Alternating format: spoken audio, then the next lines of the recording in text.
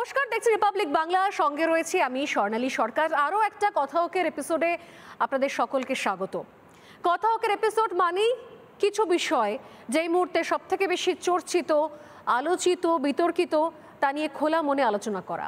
প্রতিদিনের সন্ধ্যাবেলার তর্ক বিতর্কে যে আলোচনাগুলো করার সময় হয়ে ওঠে না, সেই আলোচনাগুলো। আর এই সময় দাঁড়িয়েই সোশ্যাল মিডিয়া যা কিনা বড় ভূমিকা পালন করছে বিভিন্ন সময়, তা আপনি সুফল হিসেবে ধরুন বা কুফল হিসেবে এড়িয়ে যেতে পারবেন না।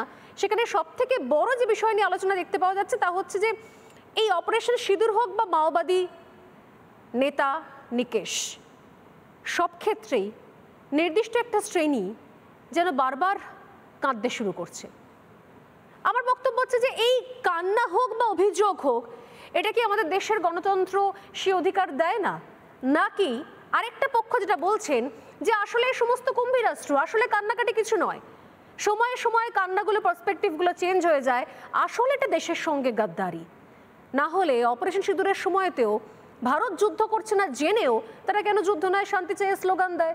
বা মাওবাদী এতদিন ধরে মাওবাদী মুভমেন্টে কি কি হয়েছে এটা জানার পরও মাওবাদী নেতা নিকেশ হওয়ার পর তা নিয়ে কেন বড় বড় কথা বা সেই সময় বড় বড় ভাষণ শুনতে পাওয়া যায়? কিন্তু প্রশ্ন এই জায়গাতে থেকেই যাচ্ছে।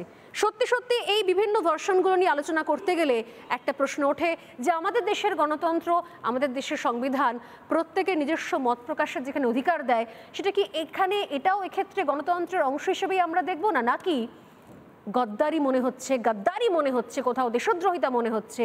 কোনটা, কোন বিষয়? খোলা মনে আলোচনা করার জন্য যারা এই মুহূর্তে আমার সঙ্গে রয়েছেন তাদের সঙ্গে এক এক করে আমি আলাপ করে নেব। যদিও আমার দুপাশে যারা রয়েছেন তাদের সঙ্গে আলাপ করব, কারণ এ পক্ষ বলতে ঠিক আমি পক্ষপাতী নই। কারণ অনেক ক্ষেত্রে দেখা যায় যে কথা ওকের এই মঞ্চে আলোচনা করতে করতে দেখা যায় যে কোনো না কোনো একটা বিশেষ পয়েন্টে সবাই গিয়ে একই সঙ্গে সহমত পোষণ করেছেন এর আগে। তাই আমি বলি, আমার এক পাশে যারা রয়েছেন গবেষক জিষ্ণু বসু, রয়েছেন অধ্যাপক অরিন্দম ভট্টাচার্য, রয়েছেন কবি বিনায়ক বন্দ্যোপাধ্যায়, এবং আমার আরেক পাশে যারা রয়েছেন বাম নেতা বাসু আচার্য, রয়েছেন আইনজীবী নীলাভ ব্যানার্জি, এবং রয়েছেন রাজনৈতিক বিশ্লেষক দেবাশিস ঘোষ। প্রত্যেককে স্বাগত রিপাবলিক বাংলায় এবং কথা ওকের এই স্পেশাল এপিসোডে। আমি টপিক আরও একবার বলে দিই যেখান থেকে শুরু করেছিলাম। অপারেশন সিঁদুর হোক বা মাওবাদীর অপারেশন, প্রত্যেক ক্ষেত্রেই দেশের শত্রু বা গণতন্ত্রের শত্রুর জন্য একটু হলেও নরম মনোভাব দেখাচ্ছেন যারা, তারা কারা? এই ন্যারেটিভকে আপনি কি মনে করেন, গণতন্ত্র নাকি গাদ্দারি? আপনারা যারা দেখছেন কথা ওকের এপিসোড, জানান আমাদেরকে আপনার ওপিনিয়ন। আমাদেরকে কমেন্ট করতে পারেন, আমাদেরকে হোয়াটসঅ্যাপ করতে পারেন। আপনাদের মতামতগুলো নিঃসন্দেহে তুলে ধরবো আমরা আমাদের আলোচনার শেষে। আমি এক এক করে আসি, শুরু করবো নিঃসন্দেহে। এখানে আমার বাদিকে রয়েছেন বাম নেতা বাসু আচার্য, দীর্ঘদিন ধরে রাজনৈতিক অনেক ন্যারেটিভ দেখে এসেছেন। আজকে এই আলোচনাটা শুরু করবো বাসুবাবু আপনাকে দিয়ে, আপনার ওপিনিয়ন। প্রথমেই আমি একটা শ্রদ্ধা জ্ঞাপন করতে চাই যারা পেহেলগাঁওতে বহির্শত্রুর আক্রমণে এবং দেশের ভেতরের যারা একেবারে চূড়ান্ত ইন্টেলিজেন্সের ক্ষেত্রে যারা ব্যর্থ হয়েছে আর কি, তাদের অপদার্থতার ফলে যারা নিহত হয়েছেন তাদের প্রতি শ্রদ্ধা জানাতে চাই। আমি শ্রদ্ধা জানাতে চাই সেই রাষ্ট্রশক্তির বিরুদ্ধে, শ্রদ্ধা জানাতে চাই সেই নিহত মানুষগুলোর জন্য, সেই নিহত আদিবাসী মানুষগুলোর জন্যে যারা ছত্তিশগড়ের জঙ্গলে, যাদের জল জঙ্গল জমি দখল করে দিয়ে দেওয়া হচ্ছে কর্পোরেটদের হাতে তুলে দেওয়ার জন্য, যাদের বিরুদ্ধে আক্রমণ শানানো হচ্ছে, সেই যে মানুষগুলো মারা গেছে এবং তাদের যারা বন্ধু আছেন তারাও যারা নিহত হয়েছেন, যারা শহীদ হয়েছেন, তাদের প্রতি আমার শ্রদ্ধা জ্ঞাপন করতে চাই। দেশের মানুষ, দেশ তৈরি হয় দেশের মানুষকে নিয়ে, দেশের প্রকৃতিকে নিয়ে, সবটাকে নিয়ে। সেই প্রকৃতি এবং মানুষও তো প্রকৃতির একটা অংশ। সেই মানুষ এবং প্রকৃতিকে যারা ধ্বংস করার জন্যে, শুধুমাত্র নিজেদের কিছু লাভের জন্য যারা দেশটাকে বিক্রি করে দিচ্ছে, তাদের বিরুদ্ধে আমাদের ঘৃণা আরও বেশি করে যেন বেরিয়ে আসে। বারবার কথা উঠছে যে এই অপারেশন সিঁদুর বা এখানে মাওবাদী হত্যা প্রসঙ্গটা এর চেয়ে অনেক বেশি জটিল। বিষয় হচ্ছে কিভাবে হত্যা, বিষয়টা হচ্ছে আমি যুদ্ধ করতে যাচ্ছি না এটার চাইতে অনেক গুরুত্বপূর্ণ বিষয় এমন একটা জায়গা যেখানে আমরা জানি যে এই সময়টা প্রচুর ট্যুরিস্ট যান, পেহেলগাঁওতে প্রচুর ট্যুরিস্ট যান, এটা ট্যুরিজমের সময়। সেরকম একটা সময়ে দেখা গেল যে দেশের যে ইন্টেলিজেন্স সে এইভাবে ফেল করলো, এবং জঙ্গিরা এসে প্রত্যেকের ধর্মীয় পরিচয় নাকি তারা জানতে চেয়েছিলেন, ধর্মীয় পরিচয় জেনে তাদেরকে হত্যা করেছেন মানুষগুলোকে। একদিকে দেশের ইন্টেলিজেন্স ব্যর্থ, যেখানে নাকি জঙ্গি আছে বলে, যে রাষ্ট্র জঙ্গি পুষছে বলে অভিযোগ, যখন তার বিরুদ্ধে আক্রমণ শানায় তখন আমেরিকা থেকে বর্দা যখন বলে এই চুপ কর, বস চুপ করে, সঙ্গে সঙ্গে সে বসে পড়ে। ইন্দিরা গান্ধীর আমলে এরকমটি হয়নি, কিন্তু যখন নিক্সন দাঁড়িয়ে বারবার বলেছেন যে তোমায় কিন্তু আমরা দেখে নেব, তুমি বাংলাদেশ, তুমি পূর্ব পাকিস্তান থেকে উইথড্র করো, সেখানে ইন্দিরা গান্ধী কিন্তু বলেছিলেন, মানে নিক্সনকে প্রায় উড়িয়ে দেওয়ার মতো করে তুড়ি মেরে উড়িয়ে দিয়েছিলেন। কিন্তু আমাদের 56 ইঞ্চির যার ছাতি, তাকে দেখা গেল তিনি হঠাৎ করে 56 ইঞ্চির বাঘের মাসি মেনি বেড়াল হয়ে গেল। তো আবার একই সঙ্গে যখন দেখা যাচ্ছে যে বিভিন্ন কর্পোরেট গোষ্ঠীগুলো আমাদের জল জঙ্গল জমি দখল করার চেষ্টা করছে, তাদের হাতে সেগুলোকে তুলে দেওয়ার জন্য এখন একটা মাওবাদী গল্প বানিয়ে মোটামুটিভাবে সর্বত্র আক্রমণ নামিয়ে আনা হলো। আদিবাসী মরছে, সবচেয়ে বড় কথা হচ্ছে আদিবাসী মরছে। আমি এখানেই থামাচ্ছি। দুটো বিষয় খুব ইন্টারেস্টিং লাগলো, আমি আসবো নিশ্চয়ই জিষ্ণুবাবু পরবর্তী বক্তা তার কাছে। এক হচ্ছে মাওবাদী গল্প, আমি জানি না বাসুবাবু মাওবাদী গল্প বলছে, বাম আমল থেকে শুরু করে এত মাওবাদী মুভমেন্ট, মাওবাদী অ্যাকশন, এত ট্রেন উড়িয়ে যাওয়া, এত দায় স্বীকার করা, এত লোক খুন, এত লোক কিডন্যাপ, এগুলো সমস্ত গল্প মনে হচ্ছে আজ শুনতে বেশ বেশ মজার লাগছে যে আসলে মাওবাদী বলে সবটাই নাকি গল্প, বাস্তবে কিছু নেই। আর যে দেশ জঙ্গি পোষে বলে অভিযোগ করছেন বাসুবাবুরা, সেই দেশের মন্ত্রীরা তারা প্রকাশ্যে বলেছেন যে তারা জঙ্গি পুষতে বাধ্য হয়েছে, আমেরিকার চাপে দীর্ঘ 30 বছর ধরে এটা করে এসছে। আমি জানি না যে এই ন্যারেটিভগুলো কি আমরা কানে তুলে বুঝে নিই যে আমরা শুনবো না, যে আমরা দেখবো না, যে আমি যদি টার্গেট করতে থাকি মোদী সরকারকে, তাহলে মোদী সরকারের আগের জমানায় কোনো সন্ত্রাসবাদী নাশকতা হয়নি, মুম্বাই হোক, বিভিন্ন জায়গা হোক, সেখানে কোথাও কোনো বিস্ফোরণ হয়নি, কোনো সময় পাকিস্তান দায় স্বীকার করেনি, কোনো আল কায়দা মুভমেন্ট হয়নি, কোনো বিশ্বের অন্য কোনো প্রান্তে কখনো কিছু হয়নি। শুধুমাত্র মোদী সরকার যেই মুহূর্তে এলো সেই মুহূর্তে নাকি জঙ্গিরা ভালোবেসে বিভিন্ন ঘটনা ঘটাতে শুরু করলো। আমরা নিজেদেরকে বোঝাতে পারি, বিশ্বাস করতে পারি, কিন্তু এগুলো কি বাস্তব? 2008 আমরা ভুলে গিয়েছি। আমি এই প্রশ্নের উত্তরগুলো আপনার কাছে নেব, ডেফিনেটলি সবার কাছেই নেব। তার আগে নেক্সট পরবর্তী বক্তব্য পরপর বক্তব্যগুলো শুনিনি। আমার যে প্রশ্নগুলো আছে জমিয়ে রাখুন, আপনাদের যে প্রশ্নগুলো রয়েছে সেটাও আমাকে পাঠান, আমরা নিঃসন্দেহে তারপর প্রশ্নের উত্তরগুলো খুঁজবো। বা জিষ্ণুবাবু, আপনি গণতন্ত্রের কথা বললেন, এই যে শক্তির কথা বলছেন যারা অপারেশনে সিঁদুরের বিরোধিতা করেছেন এবং এই জঙ্গলে যারা জঙ্গল মানুষের কথা বলছেন, বলে তারা যেটা করতে চাইছেন তারা আসলে ভারতীয় গণতন্ত্রের বিপক্ষে। তাদের কাছে সবচেয়ে বেশি সিপিএমের সময় যারা সিপিএমের নেতা, আমি সেই গ্রামে গিয়ে গত বছর দোল পূর্ণিমার সময় ছিলাম, যে বাড়িটায় ছিলাম সেই বাড়ির সিপিএমের নেতা বাড়ি, তারকে মেরেছিল একদম নিরীহ মানুষ, সে শ্রেণীশত্রু কিছু না, দিন আনে দিন খায়, সিপিএমের একটা রাজনৈতিক দলের সঙ্গে ছিলেন। আসলে এরা ভারতীয় গণতন্ত্রের বিপক্ষে। ভারতীয় গণতন্ত্রে যে রাজনৈতিক দলই থাকুক না কেন, তারা ভারতীয় গণতন্ত্রটাকে শেষ করতে চায়। আর এই জঙ্গলের কথা বললেন না, শিলদাতে যেখানে আমি গেছিলাম, ওই গ্রামে একটা 2 স্টেজ ল্যান্ডমাইন বসাতে যত টাকা লাগে সেই টাকা দিয়ে ওই গ্রামের লোকগুলোকে 15 দিন দুবেলা খাইয়ে দেওয়া যায়।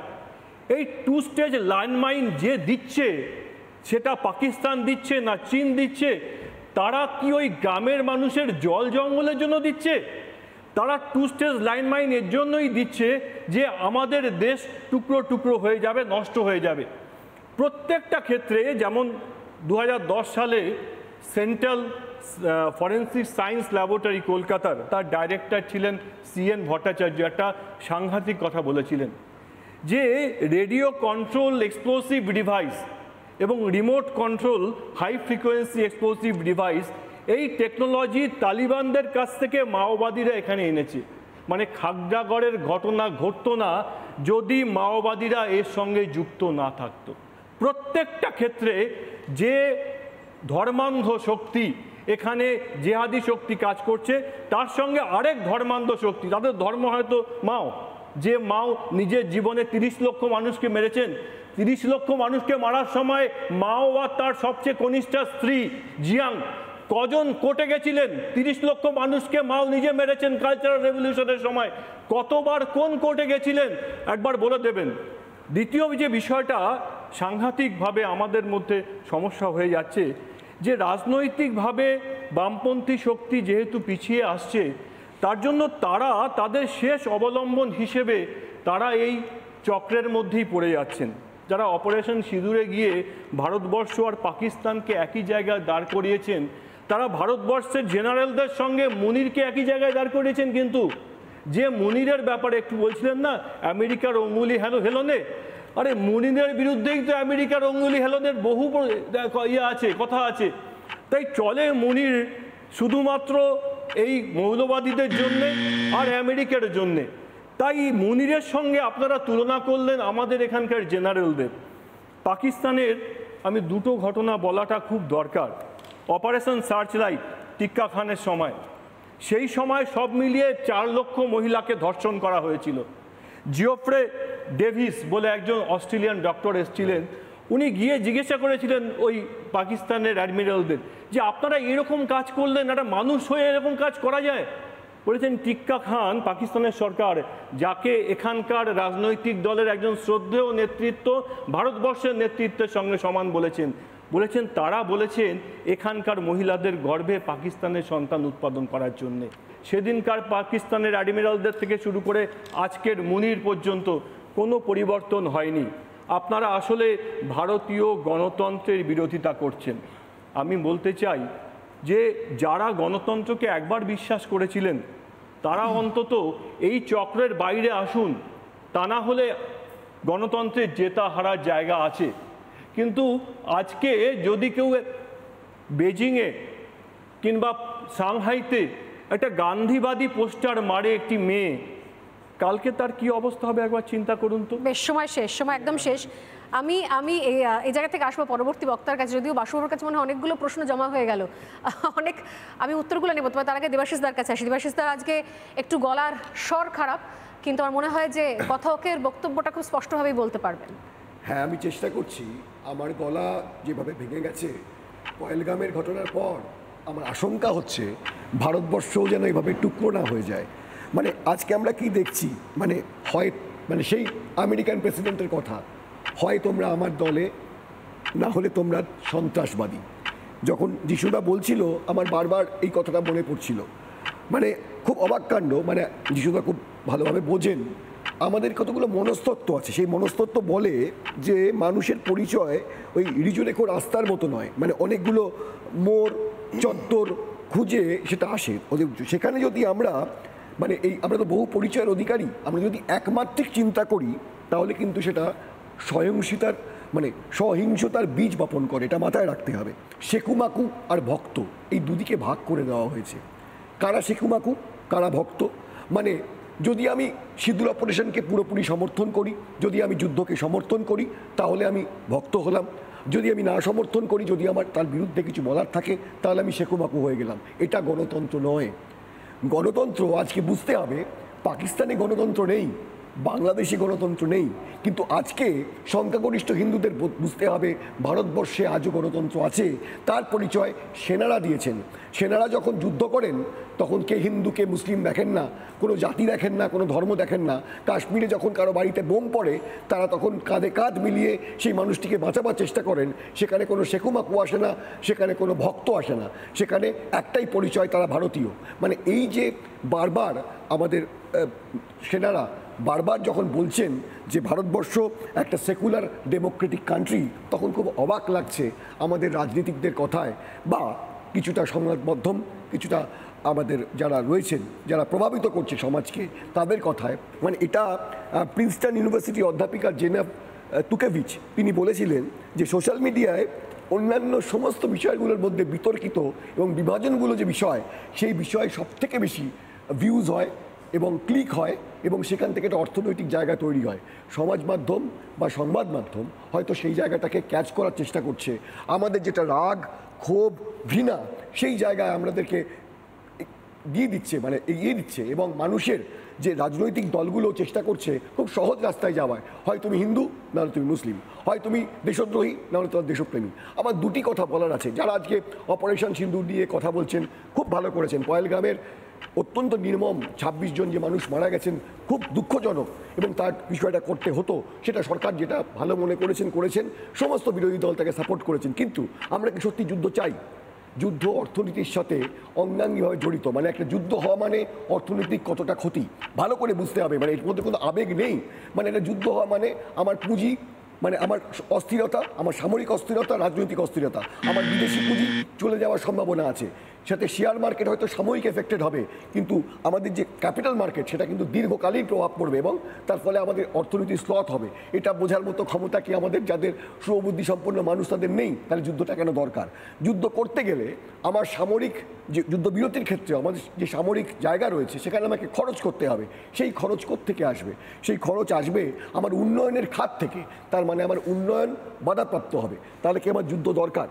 আমরা অনেক কথা বলছি, আমরা সরকারের সমালোচনা করব না এরকম তো কোনো ব্যাপার নেই। আমার তো গণতান্ত্রিক সরকার, সরকারের তো আমার নিশ্চয়ই ক্রিটিসিজম করার দরকার আছে, কিন্তু গঠনমূলক সমালোচনা। আমি বলতে চাইছি যে 26 জন মানুষ মরেছেন, দুঃখজনক, নির্মম, কিন্তু এটা কি আপনারা কেউ ভেবে দেখেছেন যে প্রতি 1 লক্ষ মানুষে 122 জন মানুষ মারা যান ভারতবর্ষে স্বাস্থ্যের দুরবস্থার জন্য? সরকার কি করেছে? এটা দুঃখজনক নয়? সেখানে পাকিস্তানে মাত্র 119 জন মারা যান, সেখানে বাংলাদেশে মাত্র 57 জন মারা যান, সেখানে চীনে মাত্র 46 জন মারা যায়। আমার ভারতবর্ষ, আমার গর্বের ভারতবর্ষে 122 জন মারা যায় প্রতি লক্ষে। আমাদের দেখতে হবে দূষণের কারণে, পরিবেশ দূষণের কারণে 20 লক্ষ মানুষের মৃত্যু হয়। ভেবে দেখেছেন এটা কি দুর্ভাগ্যজনক নয়? দুর্ঘটনার জন্য প্রতিদিন 474 জন মানুষ মারা যায়, এটা কি দুর্ভাগ্যজনক নয়? প্রতি ঘন্টায়, প্রতিদিন 78 জন প্রায় খুন হন, ধর্ষিতা হন 80 জন। এগুলো দুর্ভাগ্যজনক নয়? এগুলোর জন্য সরকার কিছু করবে না? আপনি ভেবে দেখেছেন ফসলের যে দাম, সেই সঠিক দাম না পেয়ে 2014 থেকে 2023-এর মধ্যে শুধু মহারাষ্ট্রে 60,000 মানুষ মারা গেছেন। সরকার এগুলো কিছু করবে না? সরকার এগুলো দেখবে না? এগুলো সরকারের কাজ নয়। বেশ, সময় একদম শেষ। ইনফ্যাক্ট আপনার একটু বেশি, মানে সময় অনেকক্ষণ আগেই শেষ হয়ে গেছে, আমি নিজেই শুনছিলাম। কিন্তু বক্তব্য হচ্ছে যে এগুলো দুর্ঘটনা ঘটে বলে, সরকার দুর্ঘটনা ঘটছে বলে, দূষণ ছড়িয়ে পড়ছে বলে আমি সন্ত্রাসবাদী হামলার ক্ষেত্রে চুপ করে বসে থাকবো। আর প্রথমত হচ্ছে যুদ্ধ হয়েছে কোথায়? নরেন্দ্র মোদী তো নিজেই বলছেন যুদ্ধ শুরু হয়নি, এ তো শুধুমাত্র প্রত্যাঘাত ছিল। আমার বক্তব্য হচ্ছে দূষণের কোন প্যারামিটার আপনার কাছে আছে? আমেরিকায় কজন সেখানে না খেতে পেয়ে মারা যাচ্ছে, সেখানে কত রোড অ্যাক্সিডেন্ট হচ্ছে, তারপরও সেখানে টুইন টাওয়ারে কি হয়েছিল, সেখানে সন্ত্রাসবাদী হামলা হয়েছিল কিনা? সন্ত্রাসের সঙ্গে সবকিছুকে আমরা এক জায়গায় নিয়ে আসতে পারি? আর যদি বলেন যে দুর্ঘটনা, যদি বলেন যে ধর্ষণ, তার জন্য তো আইন রয়েছে। কে বলেছে আইন নেই? কিন্তু সন্ত্রাসবাদী হামলা হলে পাল্টা কি করা যাবে সেই আইনটা কোথায়? আজ পর্যন্ত আমি দেখিনি। এর আগে একাধিকবার হয়েছে, প্রত্যেক ক্ষেত্রে দেখেছি। এর আগে সরকার, মনমোহন সিং, তিনি পিস টক করেছেন, টেবিলে বসে তিনি কথা বলেছেন, তারপর আবার হয়েছে, আবার পিস টক হয়েছে, আবার হয়েছে, আবার পিস টক হয়েছে। তা সলিউশনটা কোথায়? গোটা বিশ্ব যেখানে সন্ত্রাসের বিরোধিতায় একজোট হচ্ছে, সেখানে শুধুমাত্র প্রত্যাঘাত। কিছুক্ষণ আগে শুনলাম একটা বর্দার কথা, ডোনাল্ড ট্রাম্প। গোটা বিশ্ব জানে যুদ্ধ হলে, কিছুক্ষণ আগে দেবাশিস দাও বলছিলেন যে যুদ্ধ হলে ভয়ঙ্কর ধস নামে অর্থনীতিতে, ঠিক কথা। যুদ্ধ হলে অস্ত্র ব্যবসায়ীদের বরং রমরমা হয়, আমেরিকার লাভ হয়, তুরস্কের লাভ হয়, যারা অস্ত্র বেচা কেনা করছে তাদের লাভ হয়। তো তারা হঠাৎ করে কেন যুদ্ধ করো না বলছে, সেটা ভাবার দায় আমাদের নেই। এই ডোনাল্ড ট্রাম্পের কথা বলছি আমরা বর্দা মেনে। তো ডোনাল্ড ট্রাম্প যদি রিকোয়েস্টই করার থাকতো তাহলে তো এতগুলো ঘাঁটি ধ্বংস হতো না, এতগুলো বিমান ঘাঁটি ধ্বংস হতো না, এতগুলো জঙ্গি ঘাঁটি। তাহলে এতদিন ধরে কি চললো? ভারত যেটা করে এলো, যে ছবি ভারতীয় সেনারা দেখাচ্ছেন, সেইটা তাহলে কি চললো? আর তারপর ডোনাল্ড ট্রাম্প বলছেন বলে সব জিনিস থামলো। আমি জানি না যে এই ন্যারেটিভের তৈরির পেছনে কি উদ্দেশ্য থাকতে পারে বা আসলে কি, কিন্তু অপারেশন সিঁদুর তো হয়েছে, পিস টক তো হয়নি। এটা তো গোটা বিশ্বের মানুষ দেখেছেন, ডোনাল্ড ট্রাম্প পর্যন্ত দেখেছেন। দেখে এবার তিনি নিজে দুদিন পর উইথড্র করে বলেছেন যে আমি আসলে সেটা বলতে চাইনি, আমি আসলে সেটা মিন করতে চাইনি, আমি শুধু বোঝাতে চেয়েছিলাম। আমি এই ন্যারেটিভগুলো নিয়ে আমাদের দেশের মধ্যে থেকে বোধহয় একটা ক্ল্যারিটি আসার দরকার রয়েছে, সবার এক জায়গায় থেকে। আমি নিঃসন্দেহে সেটা জানার চেষ্টা করবো। এখানে অরিন্দম দা রয়েছেন, অরিন্দম ভট্টাচার্য অধ্যাপক, কি বলবেন? সময় কিন্তু 3 মিনিট, মানে সবার মতো অতিক্রম করবেন না। একেবারেই চেষ্টা করব সময়ের মধ্যে রাখা। আমি রাজাবাবুর এবং দেবাশিসদার কথাটা শুনলাম, উন্নয়ন, গণতন্ত্র, সমস্ত কিছুই। আসলে উন্নয়ন, গণতন্ত্র এই দুটোই হচ্ছে দুটো জিনিসকেই ধ্বংস করে দিতে পারে। একটা হচ্ছে জিহাদিদের, আরেকটা হচ্ছে ড্রাগনদের। ড্রাগন কারা, এই জিহাদি আর ড্রাগনটা না খুব একসঙ্গে মিশে গেছে। তাদের তলায় ভারতবর্ষ ঘুরে বেড়ায় একটা বিরাট অংশ, যে জায়গাটাকে এখনও আমরা মনে করি সরকারের দেখা দরকার, যাদেরকে আমরা বলি সোকল্ড, এক্ষুনি যাদেরকে বলছিলেন মাকু সেকু, আমরা ওটা বলি না আরবান নকশাল, ওসব ডিপ স্টেট না, একদম খোলা হয় তাই ঘুরে বেড়ান। তাদের জন্য রাত 10:30টায় কোর্ট খোলে, তারা যে কোনো উন্নয়ন হলেই সঙ্গে সঙ্গে ঝাঁপিয়ে পড়েন, সে দেউচা পাচামি হোক বা সর্দার সরোবরই হোক। সেখানে আমির খানের সঙ্গে মেধা পাটেকার পৌঁছে যান যে ওখানে নাকি গাছ নষ্ট হয়ে যাবে, জৈব বৈচিত্র্য নষ্ট হয়ে যাবে, ওখানে নাকি নদীর পথ পাল্টে যাবে। অথচ আজকে আহমেদাবাদে গিয়ে দেখবেন ওইখানকার আহমেদাবাদের 60% বিদ্যুৎ ওই সাবরমতির উপরে সর্দার সরোবরের টানেলের মধ্যে দিয়ে প্রবাহিত হয়। একটা এনভায়রনমেন্টাল ইম্প্যাক্ট অ্যাসেসমেন্টে কোনো নদীর পথ পাল্টায়নি, কোনো জৈব বৈচিত্র্য পাল্টায়নি। জল জঙ্গলের অধিকার নষ্ট করছে কারা? এই ভেতরে সিপিআই, মাওবাদী বা নকশালরা।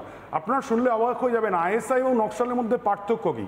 আইএসআই বা পাকিস্তানিদের হাতে আমাদের 8,000 সৈন্য মারা গেছে 1971 থেকে, আর গত 30 বছরে নকশালদের হাতে মারা গেছে সামরিক, আধা সামরিক বাহিনী 15,632 ছিল, আজকে 4 জন আরও মারা গেছেন, 15,636 জন।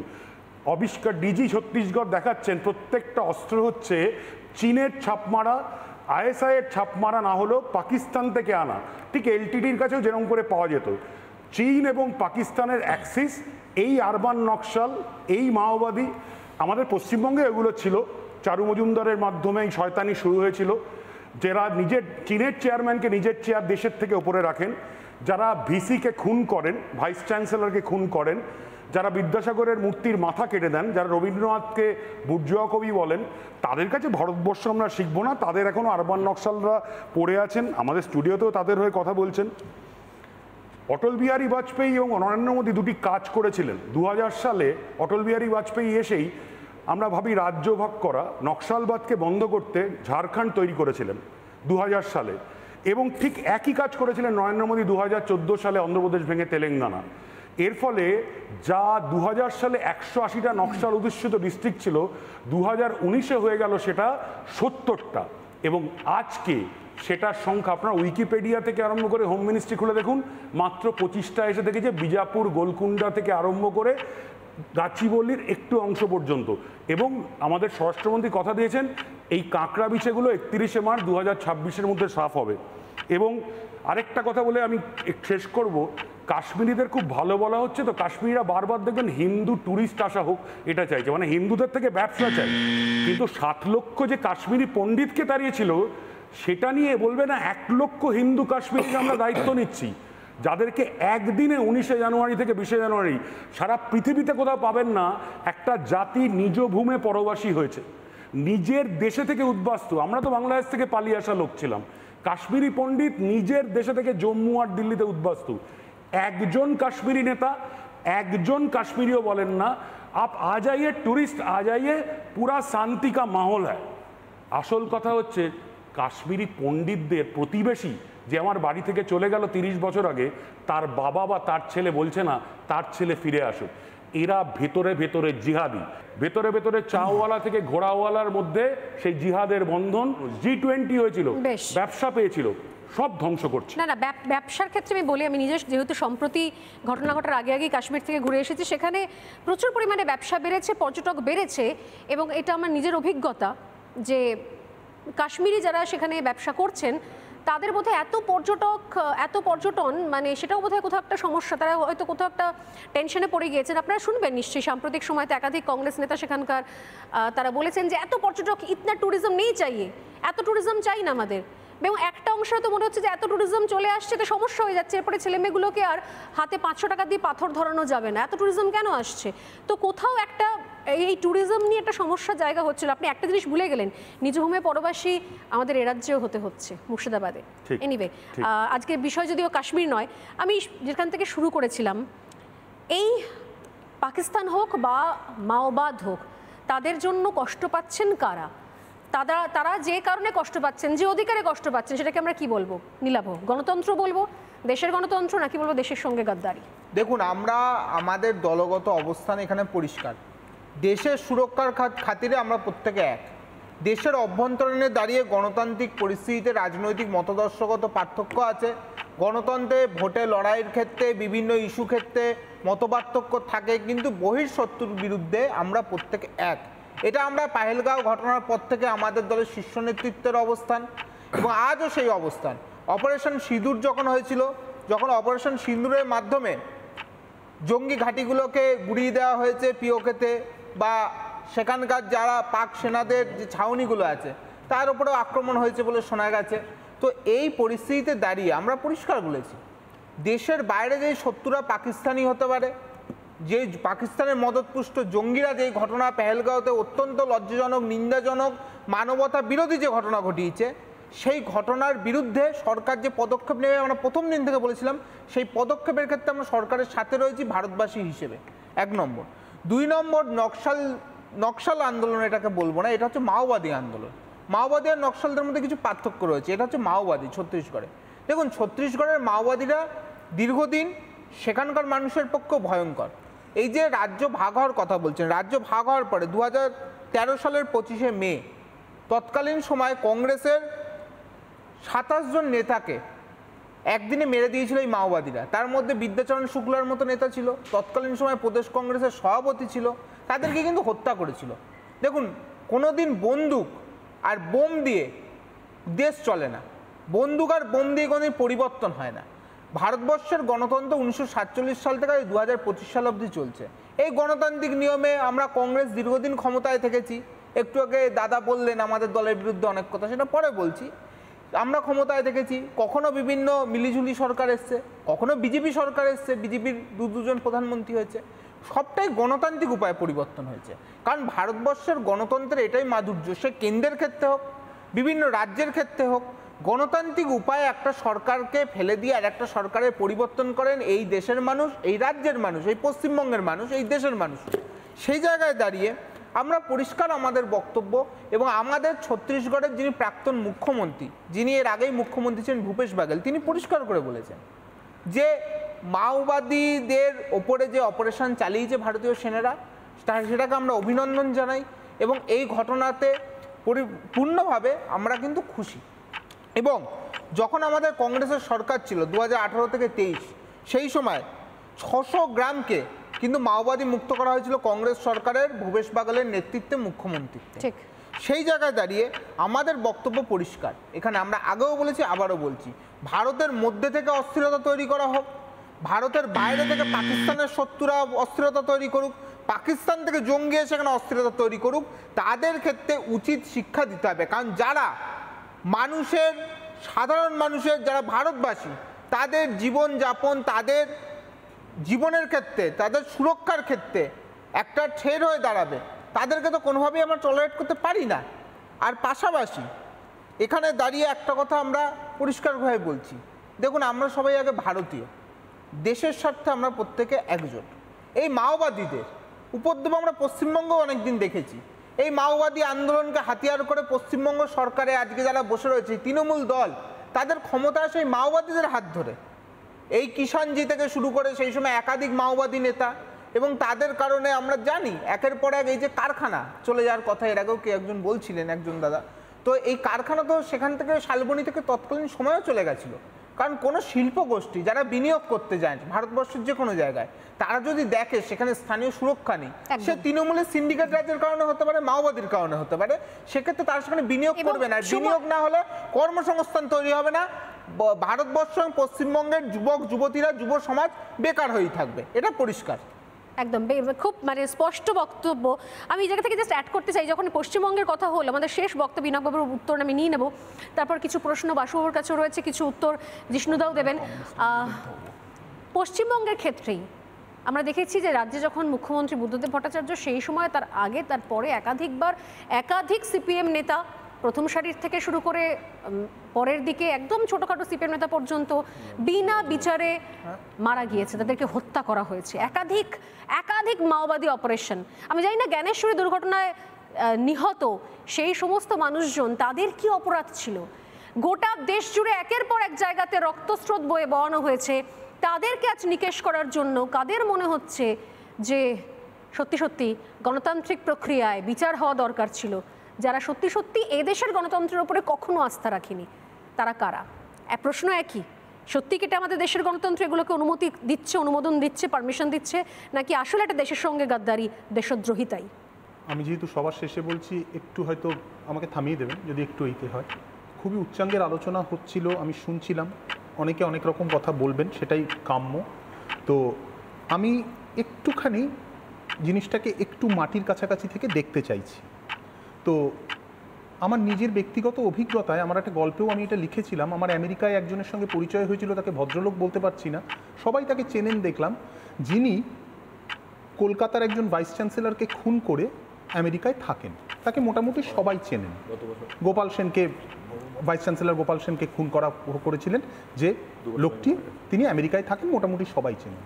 আমার একটা প্রশ্ন জাগে, এই যত শুনি আমি বাম, অতি বাম, চীনের চেয়ারম্যান, আমাদের চেয়ারম্যান, তাদের ওপর যখন রাষ্ট্রীয় কোনো ধরে নিলাম নিপীড়ন নেমে এসেছে, তাদের একজনও চীনে পালিয়ে যাননি তো, তারা প্রত্যেকে আমেরিকায় চলে গেছেন। এটা খুব গুরুত্বপূর্ণ একটা পয়েন্ট। সম্প্রতি একজন লিখেছেন যে এই যে তৎকালীন এই যে অতিবাম আন্দোলন, বামপন্থী দলগুলোকে ভেঙে এগুলো আমেরিকার ফান্ডেড নয় তো, কারণ তারা প্রত্যেকে কিন্তু ঠিক যেভাবে জঙ্গিরা আশ্রয় পায় কাশ্মীরে নারকীয়তা করে পাকিস্তানে, এই মাওবাদী খুনিরা কিন্তু আশ্রয় পেয়েছে আমেরিকায় 99%। তাদের একজনও কিন্তু সাঁতরে ফ্লোরিডা থেকে মায়ামির বন্দর থেকে কিউবাতে চলে যায়নি যে আখ চাষ করব, কারণ আমরা তো সাম্যবাদী। এখানে একটা জিনিস মনে রাখতে হবে, নরেন্দ্র মোদীর কিন্তু 10 বছর ভিসা দেয়নি আমেরিকান সরকার, কোনো বাম অতিবাম নেতার ভিসা কিন্তু ক্যান্সেল করা হয়নি। তাহলে এদের লড়াইটা কি আমেরিকার বিরুদ্ধে? আমি একদম বাস্তবের ঘরের মাটিতে চলে আসবো, খুব দায়িত্ব নিয়ে বলছি। 2008 থেকে 2011 গণশক্তি পত্রিকায় 500 জন অন্তত সিপিআইএম কর্মীর নাম ছাপা হয়েছে, সিপিআইএম, সিপিআই ইত্যাদি কর্মী, যারা খুন হয়েছেন মাওবাদীদের হাতে, বলেই ছাপা হতো। সেখান থেকে তারা কোনো, আজকে যখন বৃহত্তর বাম ঐক্যের কথা বলা হয়, এই 500টি মানুষের কথা বলা হয় না। আজকে তারপরে যারা বই লিখে বিখ্যাত হয়েছেন, তারা খতম অভিযানে নেতৃত্ব দিতেন। মনে রাখতে হবে যে তারা একটা মেদিনীপুরের গ্রামে গিয়ে, আমার নিজের একজন আত্মীয়কে আমি তাতে হারিয়েছি, আমাদের অনেক আগের ঘটনা, আমাদের এক মামা আইতে, তার 10 বিঘে জমি ছিল, তাকে গিয়ে বলা হলো আপনি শ্রেণীশত্রু, খুন করে দেওয়া হলো তাকে। তারা কি কোথাও বিচার পেয়েছেন? আমার কথাটা হচ্ছে, আমরা কথায় কথায় একটা মানবাধিকারের কথা বলি, খুব সত্যি কথা। মানবাধিকার কি মানুষের জন্য, নাকি মানবাধিকার হায়না, চিতা সকলের জন্য? যিনি মানুষ খুনের রাজনীতিতে বিশ্বাস করেন, তিনি, তার কি মত, তার কি পথ আমার জানার দরকার নেই। যিনি একটু আগে ভাই খুব ভালো বললেন যে ভারতের অনেক প্রধানমন্ত্রী ছিলেন, ভারতে এখনো প্রধানমন্ত্রী আছেন, গণতন্ত্রের মাধ্যমে পরিবর্তন হয়েছে সত্তা, কিন্তু যিনি মনে করেন মানুষ খুন, খতমের রাজনীতি আমার রাজনীতি, তিনি কি আবার মানবাধিকার প্রত্যাশা করতে পারেন? একটা জিনিস ভুলে গেলে চলবে না, 71 সালের মুক্তিযুদ্ধের সময় চারু মজুমদার এবং তার ঘনিষ্ঠরা তারা কিন্তু পাকিস্তানকে সমর্থন করেছিল। এবার আরেকটা কথা আসি, ভারতের জন্য যারা রক্ত দিয়েছেন তাদের মধ্যে যদি আমি ইন্দিরা গান্ধী, রাজীব গান্ধীর নাম না করি, তাহলে তো সেটা অন্যায় হবে। আচ্ছা, ইন্দিরা গান্ধী, রাজীব গান্ধীর মৃত্যুর পর কেউ বলেছে ইন্টেলিজেন্স ফেলিওর দায়ী? একটি কমিউনিটিকে দায়ী করা হয়েছিল, সবচেয়ে দুর্ভাগ্যজনক শিখ গণহত্যা হয়েছিল 84 সালে, কেউ বলেছিল ইন্টেলিজেন্স ফেলিওরের জন্য হয়েছে? কেউ গেছিল ইন্টেলিজেন্সের অফিসগুলো ভাঙচুর করতে? 91 সালে কেউ গেছিল?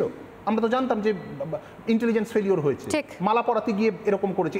এর চেয়ে বড় ইন্টেলিজেন্স ফেলিওর ভারতের ইতিহাসে হয়নি। আমরা কি ইন্টেলিজেন্স ফেলিওরকে দায়ী করি? তাহলে এক্ষেত্রে পুরোটাই ইন্টেলিজেন্স ফেলিওরের ঘাড়ে দিয়ে আমরা কেন খুনিদের আড়াল করার চেষ্টা করছি?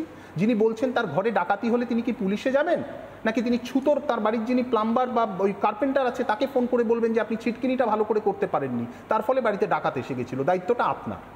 এই প্রশ্নগুলো এখানে কিন্তু ওঠা দরকার আছে। রবীন্দ্রনাথ একটা কথা বলেছিলেন, যার সম্বন্ধে ভালো কিছু বলতে পারি না তার সম্বন্ধে খারাপ কিছু বলতে আমার রুচিতে বাধে। কিন্তু এরা ভারতের প্রত্যেকটা জিনিস খারাপ বলতে বলতে বলতে বলতে কখন যে রাজনৈতিক দল থেকে পুরো দেশের সিস্টেমটাকে ধ্বংস করে দেওয়ার দিকে চলে গেছে এরা নিজেরাও হয়তো জানে না। আচ্ছা, প্রতি বছর আমি দেবাশিসদার কথা খুব মন দিয়ে শুনছিলাম, ঠিকই, আজকে যদি উন্নয়নের খাত থেকে টাকা না কমায় তাহলে ডিফেন্স বাজেট বরাদ্দ বাড়ানো যায় না। আপনি একবার ভাবুন তো, S-400 নেই। আমি প্রাক্তন মিলিটারি অনেকের সাথে আপনাদের চ্যানেলে কথা হয়, অন্যত্র কথা হয়, তাদের জিজ্ঞেস করেছিলাম S-400 না থাকলে এই যে ভারত পাকিস্তান সংঘর্ষ হইতে কি অবস্থা হতো। তিনি বললেন 1 কোটি থেকে 1.5 কোটি ভারতবাসীর মৃত্যু হতে পারত। তাহলে অন্য জায়গা থেকে কাটছাঁট করে যদি S-400 করে থাকে, ভারতবর্ষের যেরকম জিওপলিটিক্যাল সিচুয়েশন, সেটা কি অন্যায় করেছে না ন্যায় করেছে? যদি মনে করেন ঠিক করেছে, না করলে তো দিল্লিতে, হরিয়ানাতে, রাজস্থানে আমাদেরই অসংখ্য আত্মীয় মারা যেতেন।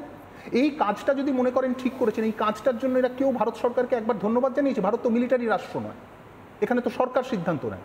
সরকারের নিন্দেটা সমালোচনা মানে কিন্তু নিন্দে নয়, সমালোচনা মানে ভালোটাকে ভালো বলবো, খারাপটাকে খারাপ বলবো। তাহলে S-400 আমার না থাকলে আমার 1.5 কোটি মানুষ অন্তত মারা যেত। তাহলে এই যে জায়গাটা, এবং এর বিনিময়ে পাকিস্তান একটা উপকার করেছে ভারতের, সেটা হচ্ছে সে যেমন ধর্ম বেছে বেছে মেরেছে তার মদতপুষ্ট জঙ্গিরা পেহেলগামে, তেমনি আবার সে পুঞ্চে গোলাগুলি চালিয়ে শতাধিক ভারতবাসীকে মেরে যারা ধর্মে মুসলমান, সে প্রমাণ করে দিয়েছে যে তার কাছে ভারতের কোনো নাগরিকের প্রাণই গুরুত্বপূর্ণ নয়।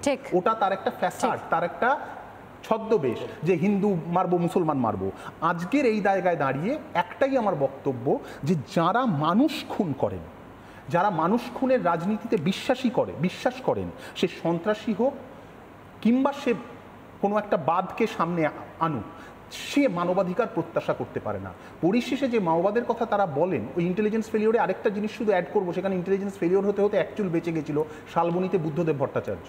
তারা কি বলতেন, একটা কথা দিয়ে শুধু শেষ করব, সেটা হচ্ছে এই ধরনের কথা বা এই রাষ্ট্রের নিন্দা বা রাষ্ট্রের থেকে না পুরো দেশটাকে ধসিয়ে দেওয়ার কথা যদি তিয়েনানমেন স্কোয়ারে করতেন, তাহলে কি হতো? তিয়েনানমেন স্কোয়ারে যেখানে গুলি চালিয়ে হাজারের পর হাজার ছাত্রছাত্রীকে মেরে দেওয়া হয়েছিল, কোনোদিন আপনি শুনেছেন? মনে হতে পারে এরা মানুষের অধিকারের কথা বলছেন, আদিবাসীদের কথা বলছেন। ওই যে বললাম, আবার পালিয়ে যাওয়ার সময় আমেরিকায় পালিয়ে যান, কোনো আদিবাসী গ্রামে পালাননি। এরা আজাদির কথা বলছেন। আজাদি তাদের মনে হচ্ছে, কারো মনে হচ্ছে তারা আজাদি না স্বাধীনতা রীতি করছে। কোনোদিন শুনেছেন আজাদ তিব্বতের কথা? যে তিব্বতকে আজকে 70 বছর ধরে চীন দখল করে রেখেছে, যে তিব্বতের দলাই লামা আজকে ভারতের ধর্মশালায় আশ্রয় নিয়ে আছেন হিমাচল প্রদেশে, যে তিব্বত একদিন স্বাধীন হয়ে যাক। আর ট্যুরিজমের একদম শেষ, আমি জানি ট্যুরিজমের কথা আপনি বললেন না, একটা কথা দিয়ে শেষ করছি, ট্যুরিজম চালু হলো কবে? ট্যুরিজম তো চালু হলো এই 370 হ্রদ হওয়ার পর। তার আগে তো 500 লোকও কাশ্মীরে যেতে ভয় পেত। তো যারা ট্যুরিজম চালু করলো তারাই আবার ট্যুরিজম বন্ধ করে দেবে, এটা একটু ঘুরিয়ে নাক দেখানো হয়ে যাচ্ছে না? ভারতবর্ষের মানুষকে যারা ধ্বংস করার চেষ্টা করেছেন, সে 2008 হোক, 2005 হোক, 2006 হোক, অসংখ্য ঘটনা ঘটত। ভারতের একেবারে পুনা থেকে, অক্ষরধাম থেকে, গুজরাট থেকে, পার্লামেন্ট অ্যাটাক থেকে, বেনারস থেকে অসংখ্য ঘটনা ঘটত। এই প্রত্যেকটি ঘটনার শুধু নিন্দে নয়, এই প্রত্যেকটি ঘটনার সক্রিয় প্রতিরোধ দরকার। সেই সক্রিয় প্রতিরোধ যে যেখানে করছেন তিনি আমার প্রণম্য। আর যারা মনে করছেন রাষ্ট্রের বিরুদ্ধে কিছু বলবেন, তারা বলুন, প্রত্যেকে স্বাধীন। কিন্তু ইনসাস নিয়ে যে দেশের মানুষ খুন করে বলবে আমি দেশের থেকে গণতান্ত্রিক ব্যবহার পাই, সরি, আপনি আচরি ধর্ম অপরে শিখায়। ইনফ্যাক্ট কি আমি তো আশা করছিলাম যে এবারে কাশ্মীর ঘুরে আসার পরে যেভাবে 370 বিলুপ্ত হওয়ার পর প্রচুর ট্যুরিজম বেড়ে গেছে, পরিসংখ্যান তাই বলছে। আমি এর মাঝখানে আমার শোতেও একদম ডেটা দিয়ে বলেছিলাম যে লাস্ট 2 বছরের তুলনায় লাস্ট 2 বছরে কি পরিমাণ বেড়েছে ট্যুরিজম। আমি আশা করছিলাম হয়তো এরপর গিয়ে আরও বড় বড় কোনো ব্র্যান্ড দেখতে পাবো, যেরকম অমিত শাহ করে থাকেন, আরও কোনো বড় ব্র্যান্ড, কোনো বড় হোটেল, কোনো বড় রিসোর্ট, সেগুলো হয়তো সেখানে ব্যবসা শুরু করবেন। কিন্তু সেটা নিঃসন্দেহে বাধাপ্রাপ্ত হলো, সেটা নিঃসন্দেহে ছন্দপতন ঘটলো। আমি একটু উত্তরগুলো নিয়ে নিই, অনেকগুলো প্রশ্ন বারবার বাসুদার কাছে ছুটে গেছে, দেবাশিসদার কাছে ছুটে গেছে, উত্তরগুলো নেব এবার। একটা পয়েন্ট অ্যাড করছি বিনায়কদাকে সম্মান জানিয়ে, স্বর্ণালীকেও, যে একটা হচ্ছে পারসেপশন আর একটা হচ্ছে ডেটা। আপনারা যে পয়েন্টটা বলছেন, এবছর মানে 2024-25-এ $16 লক্ষ ট্যুরিজম হয়েছে কাশ্মীরে, কিন্তু এটা হাইয়েস্ট নয়। কাশ্মীরে বন্যা হওয়ার আগে রেকর্ড ছিল 22 লক্ষ। তো আমি তথ্য দিয়ে কথা বলছি। পারসেপশন কি করে, আসল তথ্যকে ঘেটে দেয়, মানুষকে বিভ্রান্ত করে। আমার অবস্থান 105, পাকিস্তানের 109। ঠিকই পাকিস্তান আমার চেয়ে 4 পিছিয়ে, কিন্তু মোটামুটি কাছাকাছি। আচ্ছা, তো সেই জন্যে একটু যদি মিলিয়ে দিই তাতে বোধহয় খুব অসুবিধা হয় না। আমার দেশে যতজন মানুষ না খেয়ে মারা যায়, আমার দেশে যতজন মানুষ ধর্ষিতা হন, যতজন মহিলা, পাকিস্তানে দেখা যাচ্ছে অত মানুষ ধর্ষিত হন না। একটু দাঁড়ান, কিন্তু ঘটনা হচ্ছে পার্সেন্টেজের হিসেবে দেখুন। 1 মিনিট, আপনি কথা বলার সময় কথা বলিনি, সেই জন্য আমার কথা বলার সময় আপনি কথা বলবেন না, প্লিজ। আচ্ছা, এবার বিষয় হচ্ছে এটা ওপেন ফোরাম। যারা দাঁড়িয়ে গোপাল সেনকে, যার সঙ্গে ওনার দেখা হয়েছিল এবং গোপাল সেনকে তিনি হত্যা করেছেন বলে দাবি করেছেন, আমি তিনি কেন বলবো দাবি করবেন? এই গত বছর অধ্যাপক অমিত ভট্টাচার্য, যাদবপুর বিশ্ববিদ্যালয়ের ইতিহাসের অধ্যাপক, এমেরিটাস প্রফেসর, তিনি গোপাল সেন হত্যার তদন্ত নিয়ে একটি বই বার করেছেন এবং যাদবপুর বিশ্ববিদ্যালয় নিয়েও বইটা বার করেছেন। সেতু প্রকাশনী থেকে বেরিয়েছে। বিনায়কবাবু একটু সংগ্রহ করে বইটা দয়া করে একটু পড়ুন। কবি মানুষ অনেক পড়াশোনা করেন, এটাও একটু পড়ুন, পড়লে ওনার কাজে দেবে। কারণ উনি যার নামে বলে যাচ্ছেন মিথ্যে অভিযোগগুলো কাজের কথা নয়।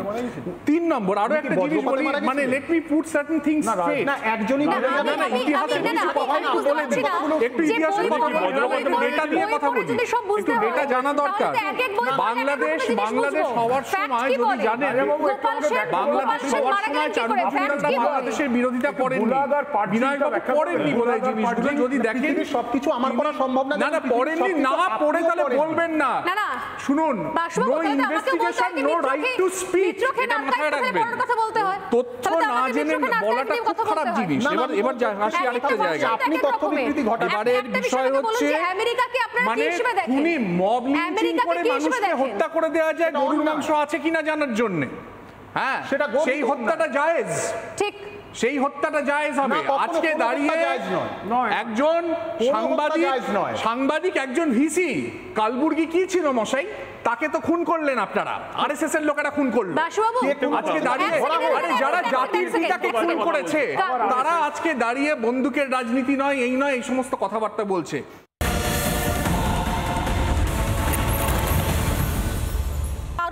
শুধুমাত্র কারুর কথা শেয়ার করলে, মিম শেয়ার করলে, তার দোকানে ঢুকে সে টেলার অর্থাৎ যারা জামা কাপড় কাটে তার দোকানে ঢুকে তার ধর তনসে জুদা করে দেওয়াটা কোথা থেকে তাহলে জায়েজ অন্য কারুর মনে হচ্ছে? আজকে কালচারাল মার্কসিজম এবং মাওবাদী আন্দোলন আর এই যে গ্লোবাল মার্কেট ফোর্স যারা টাকা দিচ্ছে তাদের একটা নেক্সাস তৈরি হয়েছে।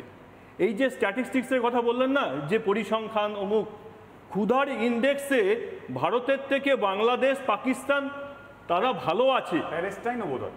তাই এইটা যারা তৈরি করছে, দেখুন তো এই যে কটা সংস্থা তৈরি করেছে প্রত্যেকটা টাকাকে দিচ্ছে। এই টাকা যারা দিচ্ছে সবকা মালিক এক হ্যায়। এই মাওবাদী যারা জঙ্গলে ল্যান্ডমাইন ফাটাচ্ছে তারা কিন্তু খাওয়ার জন্য, ওই মানুষগুলোকে খাওয়ার জন্য টাকা দিচ্ছে না। খাওয়ার টাকাটা দেওয়ার কথা সরকারের, কাজটা সরকার করছে না বলে মাওবাদী তৈরি হচ্ছে। সরকার কোনো উন্নয়নের কাজ করে না, সরকার আদানির কাছ থেকে নোট নেয়। দ্বিতীয় কথা শুনুন, আপনার সরকারের বলতে দিন, বলতে দেব না, কারণ আমাকে বলতে দিন। সরকার দাঁড়িয়ে আদানির কাছ থেকে নোট নেবে এবং নোট নিয়ে দাঁড়িয়ে উন্নয়নের কাজ করবে না, তো জনগণ স্বাভাবিকভাবে তো সন্ত্রাসের পথে যাবে। এটাই তো হচ্ছে। সরকার চাইছে সন্ত্রাসবাদ দেশে থাকুক, রাষ্ট্রশক্তি দিয়ে জনগণের কণ্ঠস্বর মতামত জানিয়ে দিয়েছে বাসুদা, জনগণ মতামত জানিয়ে দেয়। আর দ্বিতীয়ত হচ্ছে এটা বাম আমল থেকে মাওবাদীদের বিরুদ্ধে অভিযান চলছে। আপনারা এখন মানতে চাইছেন না, কিছু করার নেই। আপনারা বলছেন মাওবাদ গল্প, কিন্তু আপনারা নিজেরা জানেন যখন এখান থেকে সিপিএম এর আমল ছিল সেই সময় থেকে একাধিক ঘটনা ঘটেছে, মাওবাদী হামলার ঘটনা ঘটেছে এবং সেই সময়তেও কিন্তু তার বিরুদ্ধে অভিযান চলেছে। এই সন্ত্রাসবাদ বা মাওবাদের পিছনে আদর্শগত যাই জায়গা থাকুক, আসলে আছে বেকারত্ব, আসলে আছে গরিবী। আমাদের সরকারকে এই জায়গায় কাজ করতে হবে। এটা কেন আমরা মানে পাকিস্তান সন্ত্রাসবাদের জন্য আমাদের গরিবী কি কাজ, কি দোষ করলেন বুঝতে পারলাম না কানেকশন। ব্যাপার না, আমাদের সন্ত্রাসবাদ আমাদের দেশের সন্ত্রাসবাদ, আমাদের মাওবাদ আমাদের দেশের। হ্যাঁ সত্যি কথা, এটা ঠিক। একদিকে আমি আসছি অরিন্দমদা, আমি দুটো প্যারামিটার দিয়ে বলবো, এটা সবাইকেই বলছি। ছত্তিশগড়ের এক্ষুনি বলছিলেন নীলাভ যে ভূপেশ বাঘেলের কথা, আমরা প্রায় 9 বছর ধরে কাজ করছি ছত্তিশগড়ের এই যে জল জঙ্গল নিয়ে। রাজাবাবু বলছিলেন, একদম ঠিক কথা বলছিলেন, জল জঙ্গল জমির অধিকার। আমরা টাইগার টাস্ক ফোর্সের কাজ করি। 3টি অরণ্য গত 9 বছর ধরে খুলতে পারছি না আমরা এই নকশালবাদের জন্য। তার মধ্যে আছে উদান্ত আর ইন্দ্রপুরী অরণ্য। 26টা বাঘ, সেখান থেকে 17টা বাঘ, 13টা বাঘ। 30% জৈব বৈচিত্র্য চলে গেছে, গাছ কাটছে জঙ্গলের থেকে। যখনই আমরা উন্নয়নটা দিতে আরম্ভ করলাম, এই সরগুজা থেকে আরম্ভ করে অম্বিকাপুর, সঙ্গে সঙ্গে আছে কেন অমিত শাহ ঘোষণা করতে পারছেন, যেখানে উন্নয়ন করা যাবে, এক্ষুনি দেবাশিস দা এটা বললেন, যেখানে ডেভেলপমেন্ট হবে সেখানে আপনা আপনি নকশালবাদ কমতে আরম্ভ করবে। গাচ্চিবল্লিতে আজকে আপনি একটি নকশালকেও খুঁজে পাবেন না, কারণ 51টা নকশাল গ্রামকে আমরা রিলোকেট করেছি ফরেস্টটাকে বাড়ানোর জন্য। তার বদলে কি দিয়েছে ফরেস্ট সরকার জানেন? 2015-16-তে প্রত্যেককে একটি সরকারি চাকরি, প্রত্যেককে একটি বাড়ি এবং প্রত্যেককে 10 লক্ষ টাকা। এর ফলে 51টা গ্রাম গাচ্চিবল্লির থেকে রিলোকেট করে আমরা তাডোবান্দেই ফরেস্টে পাচ্ছি। এবং আমাদের রোজগার ভারতবর্ষের কত হচ্ছে সরকারের জানেন? প্রতি বছর ওই ফরেস্ট থেকে তার ট্যুরিজম, তার ভেতরের জায়গা থেকে প্রায় 9,000 কোটি টাকা। এই অঞ্চলটা 60 বছর ধরে উন্নয়নের বাইরে ছিল। থ্যাংক ইউ, আমাকে থামাতে হবে। আমি একটা জিনিস বলি, আমাদের এই আলোচনার মধ্যে তৃণমূল কংগ্রেসের কোনো প্রতিনিধি নেই, সরকার বর্তমান রাজ্য সরকারের কোনো প্রতিনিধি নেই, তাই আমি একটা জিনিস জাস্ট অ্যাড করব। এটা ঘটনা, অনেক ক্ষেত্রে অনেক বিতর্কের অবকাশ রয়েছে, অনেক ক্ষেত্রে অনেক জায়গাতে আমরা প্রশ্ন করতে পারি, কিন্তু এটাও তো ঠিক যে তৃণমূল কংগ্রেসের আমলে যে জঙ্গলমহল তার আগে ছিল সেই জঙ্গলমহল অনেকটা পরিবর্তিত হয়েছে। তারা মূল ধারায় ফিরে এসেছে, অনেকে চাকরি পেয়েছে, অনেকে কাজ করছে, সংসার করছে। সেই ছবি তো দেখতে পাওয়া যায়। যে জঙ্গলমহলের যে জায়গাগুলোতে দীর্ঘদিন পর্যন্ত মানুষ যেতে পারতো না, সাংবাদিকদের পর্যন্ত প্রাণের ঝুঁকি নিয়ে পৌঁছতে হতো, সেই জায়গাতে আজকে অনায়াসে যাতায়াত চলছে, ট্যুরিজম হচ্ছে, যেভাবেই হোক না কেন। যদিও এখানে সরকারি দলের কোনো প্রতিনিধি নেই, কিন্তু আমি জাস্ট এটা অ্যাড করলাম। থ্যাংক ইউ সো মাচ, আলোচনা এখানে শেষ করলাম, ধন্যবাদ। রিপাবলিক বাংলা কথা হোক যে সমস্ত বিজ্ঞাপনদাতাদের সহযোগিতায় সফল হয়েছে তাদের প্রত্যেককে জানাই রিপাবলিক বাংলা কথা হোকের তরফ থেকে অনেক ধন্যবাদ। রিপাবলিক বাংলা কথা হোক, co powered by Berger paints.